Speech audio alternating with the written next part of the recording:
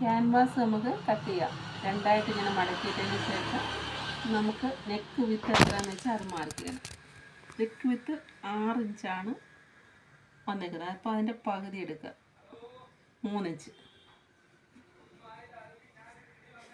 എന്നിട്ട് നെക്കിൻ്റെ ലെന്ത് 7 ഇഞ്ചാണ്. വി നെക്കാകുമ്പോൾ 1/2 ഇഞ്ച് കൂടെ കൂട്ടിയെടുക്കും. 1/2 ഇഞ്ച് 1 ഇഞ്ച് കൂടെ കൂട്ടിയെടുക്കാം കേട്ടോ.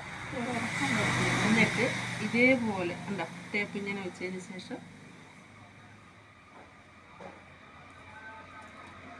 ഉണ്ടോ.